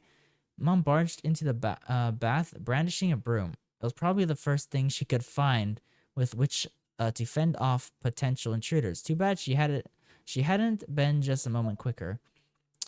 All I could do was squat on the cold bathroom floor and stare at her with hollow eyes. There was no way to adequately explain any of this to her. Some creepy guy hopped to the bathroom window, gave me a piece of gum, and then hopped out. It was late at night, and I still hadn't bothered changing out of my school uniform. I needed food, though, so I decided to hit up the convenience store on my way back home. I picked up a bottle of olives. What? A pack of tofu, some mineral water, and other various things to keep me going for a while. I want to end the video, but like I don't want to just leave the game, bro, because I need a save before I actually leave the fucking game, because then before my stream, I have to fucking play through all this shit again. I don't want to do that. How's this? I could hardly believe it. There was actually an occult section at the damned mini market with all kinds of stupid stuff like spirit talismans, magnets, and anti-demon wards. I grabbed one off the shelf at random and looked at the company logo on the back side. PL Promotions Co. Inc. For those last 2 months since we'd gotten back from Heavenly Host, seems like there was a real spiritual boom going on all over the world.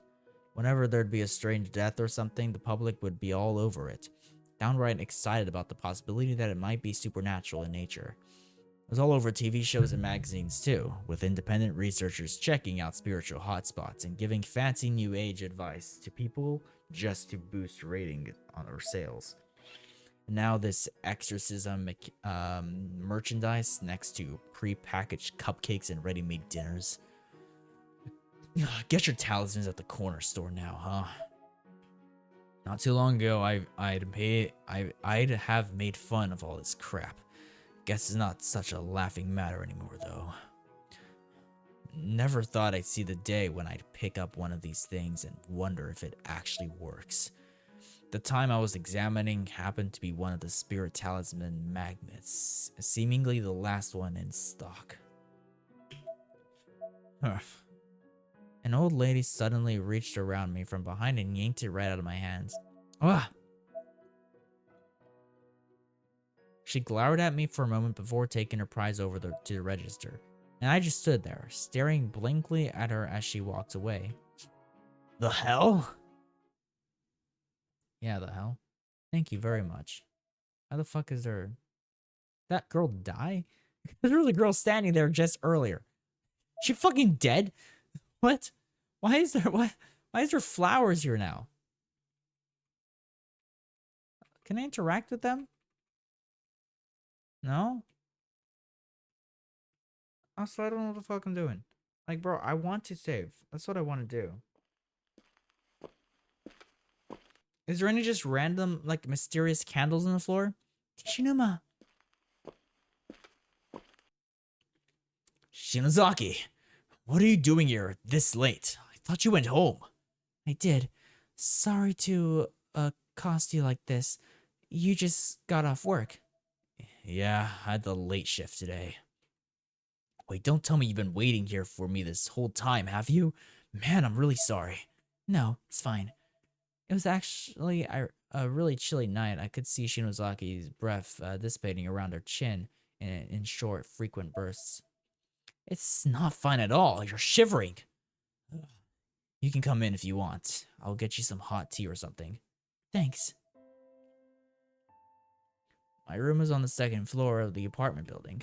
I hadn't been expecting guests, but I had just tidied up for my own sake a little while back, so it was fairly presentable. Shinozaki immediately sat down on my bed and began sipping the tea I'd made for her. She was holding it in both hands, probably less for politeness and more just to warm them up. This is really good. Isn't it? It's from my sister. She sends it to me all the time. Says it's made from really good leaves. Okay. The sound of a large truck driving by seemed to catch her off guard. She was clearly a bit jittery, unsurprising, all things considered. They do construction at this hour? Yeah. When it gets close to the end of the year, they do all kinds of pointless work out there. It's like this every night. I've been sleeping like crap because of it. That sounds really annoying.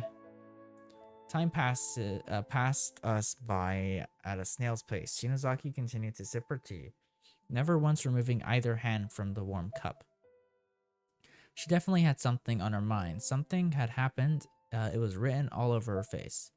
Are you fighting with your parents or something? Oh, don't worry. They know I'm here. They do? Yeah. Shinozaki was in my room. I dreamed about this before, but never thought it would actually happen.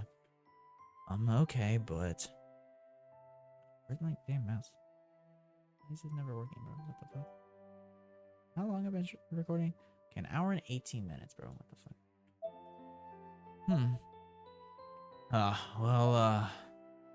I just kind of wanted to know, like, what you're doing here this late. Did something happen? You could say that. Seriously? You want to go back to Heavenly Host right now? I was half acting as adamantly this wasn't entirely unexpected. Shinozaki may be a lot of things, but unpredictable is not among them. Please. So you came here to get this stone from me. I took out the Ever After stone I'd stolen from Aiko. Come to think of it, Shinozaki. Think about it. Yeah, the stones got all glowy, so they probably can send you over, but what do you actually hope to accomplish once you get there? What if you get stuck again and can't get out? You'll die. And if you die over there, your existence will be erased over here. You'll be gone. I tried to be as strong and commanding as I could possibly muster. I needed her to realize what a bad idea this was. I don't care if I'm erased. I just want to save our friends. Save them? The grimoire, the Book of Shadows? I know where it is. That book you were talking about earlier? Yeah. Here, look. She had the thotograph thing from Aika with her and was pointing to the little girl's left arm. It's been staring us in the face this whole time. Look in her hand. This is the Book of Shadows. I didn't have to look very hard to see it, but... Okay. So she's carrying a book, fine, but do you have any proof that it's the Book of Shadows? No, but I don't think it could be anything else. You don't think? We just have to go to Heavenly Host and get it back. Then we can save everyone's souls from the Nirvana. We can finally resurrect Suzumoto and the others. How could I argue with that? There were so many assumptions being made, but she was so sure of herself, so certain that this would work. She wasn't about to listen to reason. Shinozaki shook her head furiously, like some sort of violent shudder. It almost seemed like she was trying to shake something loose from her mind. But can these rocks actually take us back to Heavenly Host? That girl Aiko Niwa, was it? There was something just not quite right about her, don't you think? Well, we won't know that until we test them now, will we? But if they do work, the souls of all our friends are on the line, and I believe we have a real chance of saving them. Shinozaki. She still had deep scars all along her arms and legs and neck. Anyone could tell at a glance that she'd just recovered from a serious accident. She sounded so self-assured, so self-confident, but it was hard to take any of that seriously. This was the first time in my life I'd found myself tearing up over someone and not being embarrassed that I was crying. Honestly, it surprised even me how deeply I cared about Shinozaki and how much I just didn't want to lose her. My eyes were getting hot and glazed, and I felt utterly helpless. I can't talk about this with anyone else, but you trust me, Kishinuma, don't you? I was at a complete loss for words. I found myself literally scratching my head trying to come up with a good answer. This was Shinozaki, and she had come to me for moral support, for encouragement, for peace of mind. It was really the first time she'd ever truly relied on me, ever truly counted on me.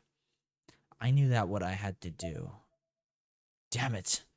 You know what we went through in that piece of shit school? There's no telling what might be waiting for us over there now. But if you're sure about this, we should do it. Honestly, I have no idea what the hell you're thinking, but I promise you one thing, and I intend to deliver on that. What one thing? That I'd protect you no matter what. Shinozaki and I stared into each other's eyes for a moment, each of us trying to figure the other out. Don't worry, everything will be okay. I tried to force a smile. Shinozaki had basically curled up into a ball at this point. Her tiny body collapsed in on itself for support. But now, all of a sudden, she unfurled herself and glared at me. I couldn't tell if she was mad or happy, or what. Her eyes were either like daggers or saucers. Couldn't really make out which. Maybe she'd come here expecting me to actively shoot down her idea or something. Maybe she thought she'd be alone in this. Maybe she'd figure out what I was up to. Or maybe she'd been expecting me to say exactly what I said to her. And maybe it annoyed her. Either way, tears began to explode from her eyes, so quickly that red bags were forming under them almost instantly. She then turned her back to me, all with one seemingly unconscious spin of her body. Shinozaki, are you okay? During the day, you remember when you patted my head? She seemed like she was trying her hardest not to let herself cry, though it wasn't exactly working. I did? Yeah, you don't remember? She paused, seemingly waiting for me to answer, but I had no idea what to say and absolutely didn't want to say the wrong thing, so I just stood there like a dolt. Never mind then. If you don't remember, that's fine. Finally, she turned her back to face me, her tears mostly dry. Still, a little self-conscious about crying, though. She kept her eyes closed, a telltale frown belying her confidence. There was obviously something between the lines for me to read here, but hell if I knew what it was. Here, let me see your stone. Huh? Huh? Oh, okay. Shinozaki removed the Ever After stone from her pocket and placed it squarely in my palm, or my hand. I positioned it next to my stone and stared intently at the two. This was the turning point. What I did next could decide our fates. I couldn't mess this up.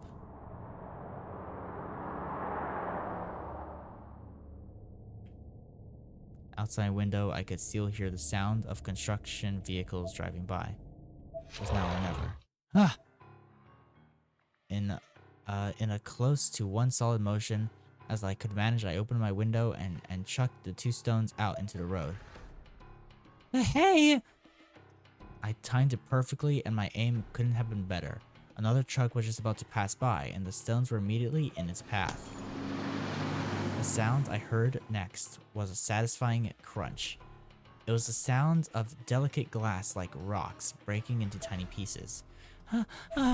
Shinozaki had rushed over to the window and directly witnessed the fate of the Ever After stones. As soon as the truck drove over them, she collapsed to her knees. Like I said, I'd protect you no matter what I have to do.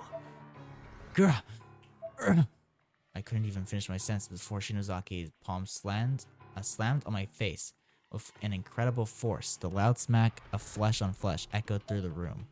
The side of my face was immediately in pain. I began rubbing it with my hand, and I looked into Shinozaki's eyes. Man, what's with girls and doing all these bitch slaps, bro? Just ball up your fist and just throw a punch, bro. That'd do a lot more damage than fucking a slap. Her face was filled with tears, and her nose was running. She was breathing so heavy, her shoulders were bobbing up and down. I never should have trusted you. Shinozaki, listen, I was wrong to believe you'd help me.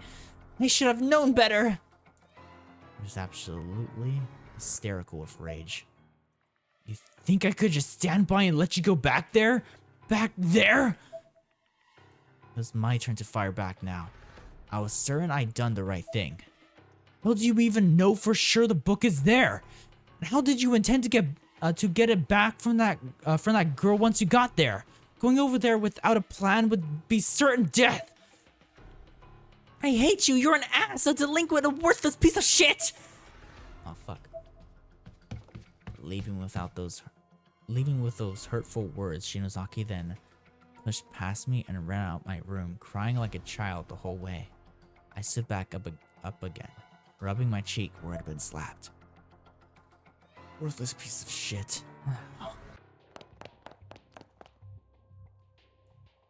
Give me a goddamn save, bro. It's been like fucking an hour without a save, dude.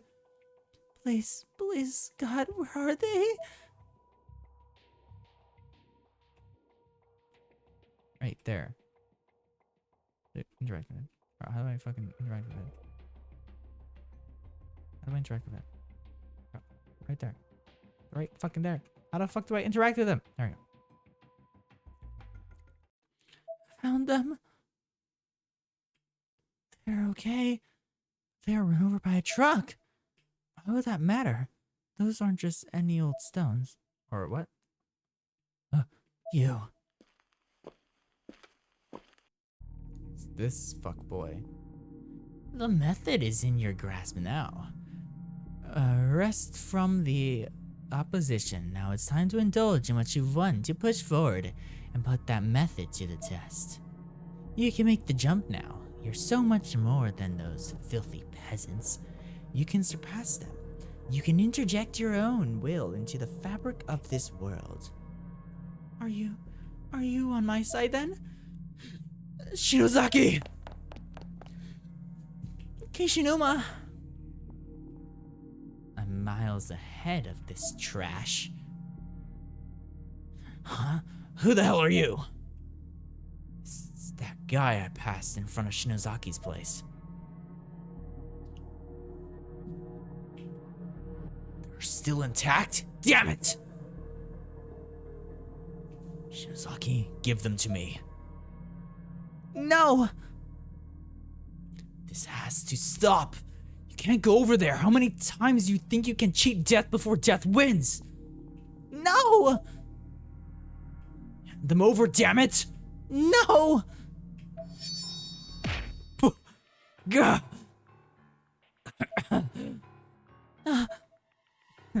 Bad dog.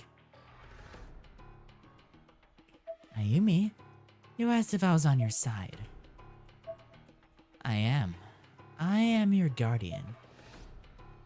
I was Hinoe, your sister's prodigy. I owe a lot to her. My name is Mitsuo Kiria of the Yagora Society. You were my sister's good girl. You remember the chant to unlock their powers, don't you? Then let's get started. Let me see those stones.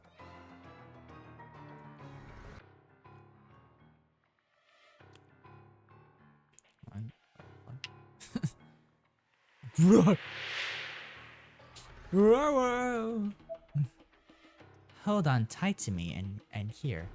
A good luck charm. Don't lose it. Huh? What the fuck's that? Obtain Mitsuo's charm, the Argus cube. The Argus cube. Shinozaki, don't go! I'm sorry. You don't need to worry about me anymore. Shinozaki! Ha! You should live the life of a peasant. It's only fitting. Stop!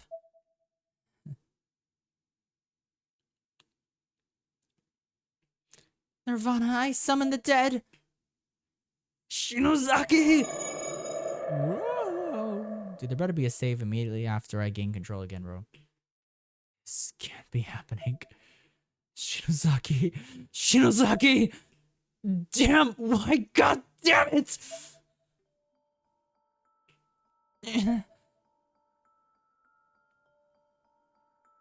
Where am I? This stench, this heaviness.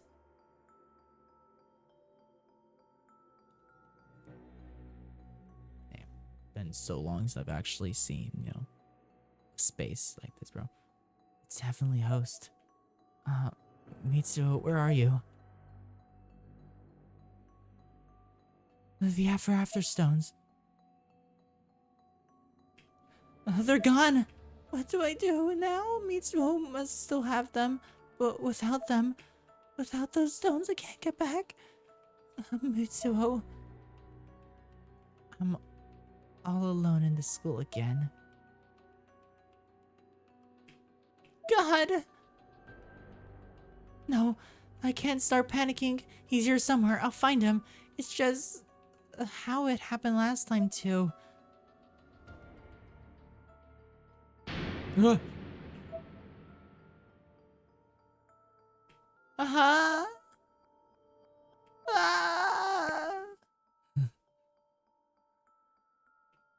Huh? You do not have a flashlight on that fucking phone? Are you having to use a screen? Die, kill, curse, hate, you should just die, die, die, die. Like a pomegranate. What? It's so full of juice. Welcome. Ah! No!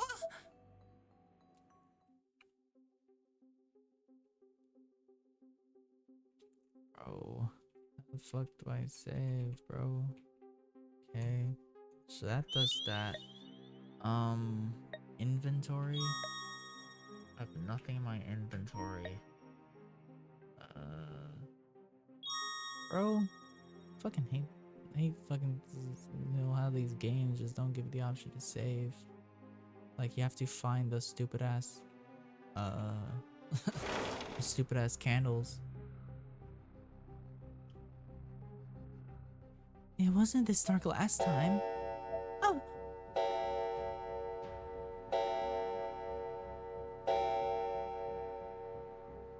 There wasn't a clock like that in here last time either. I guess things really are different now. Hope we still haven't gone too far. I don't even know his phone number. Actually, I should leave a message for him.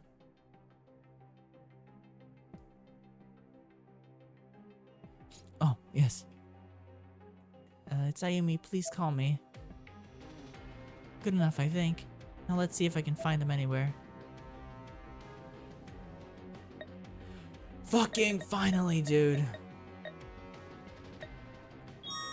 Okay, now I'm gonna be ending the video here. I went a lot longer than I intended to go. I was prepared to end the video earlier, but there's literally just no save points. But I finally got a fucking save point, dude. So yeah. Anyway, guys, hope you enjoyed the video. This video is 2 hours long now, which is what the fuck. Hopefully I can shorten that down enough. Well, I don't know, we'll see. Anyway, enjoy, leave a like, subscribe, and yeah, I'll see y'all next time. Peace out and bye.